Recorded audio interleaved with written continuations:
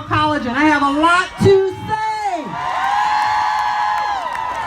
I see a bunch of nasty women out here. I see a lot of pink hats out here. I see a lot of men out here. I see a lot of children out here.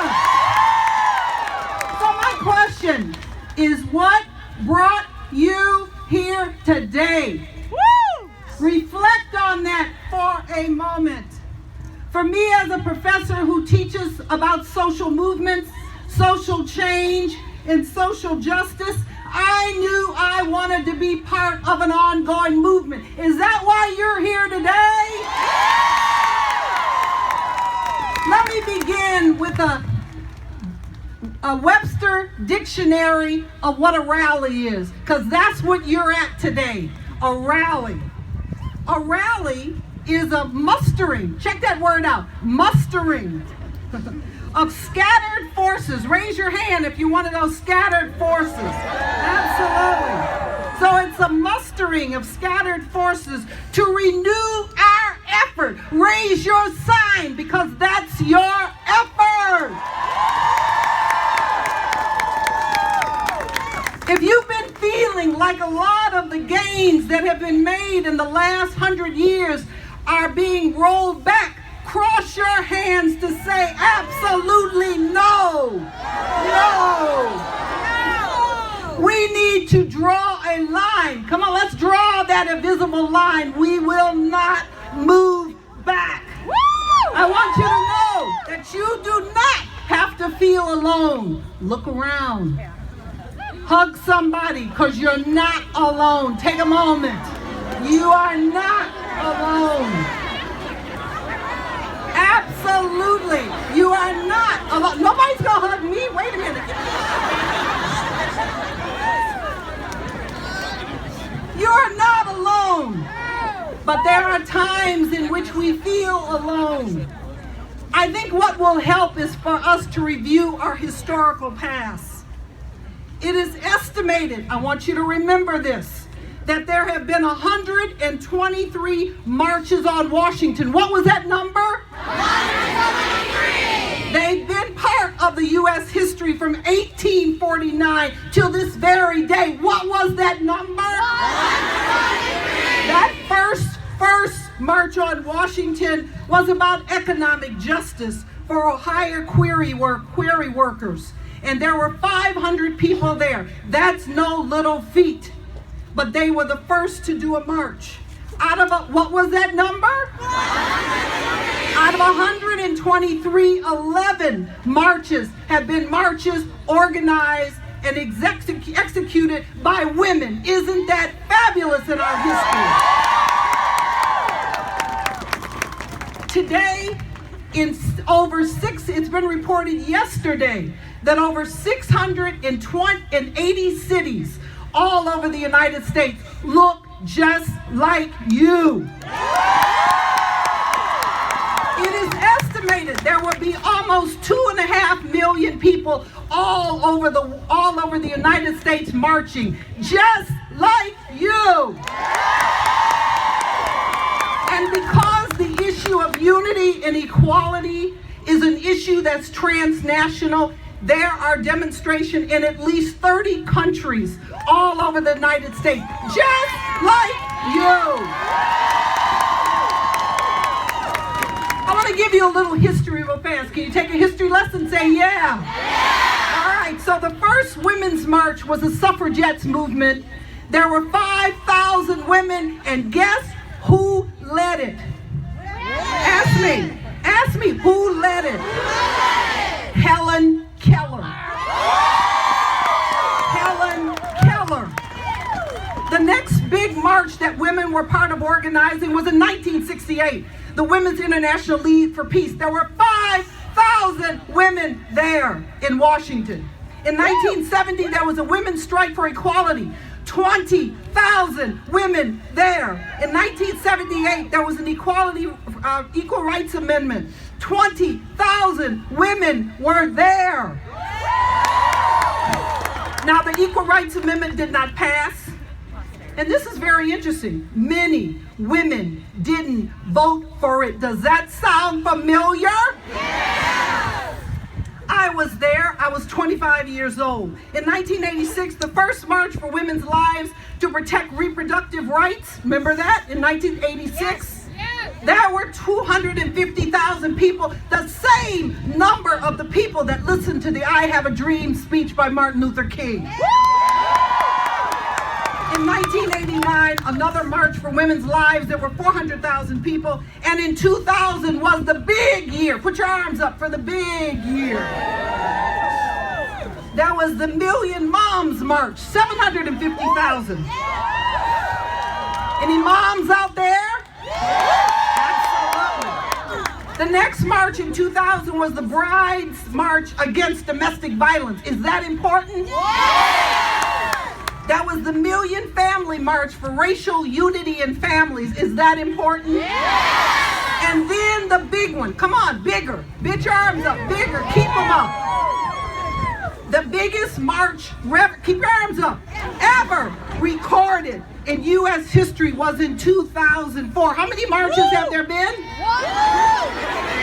It was an estimated there was 1.5 million people for reproductive rights and pro-choice. I was also there.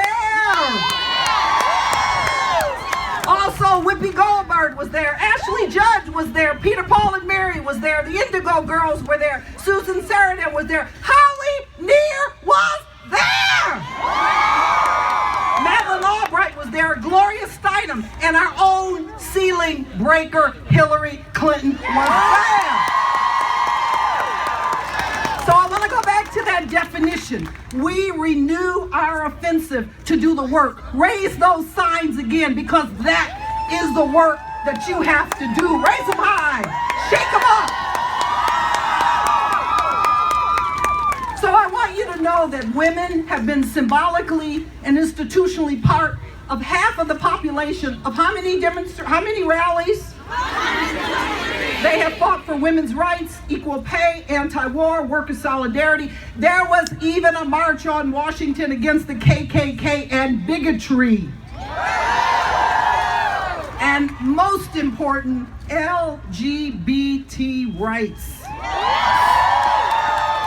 Our symbolic history of renewing our offensive also comes in song. Will you sing a little bit with me?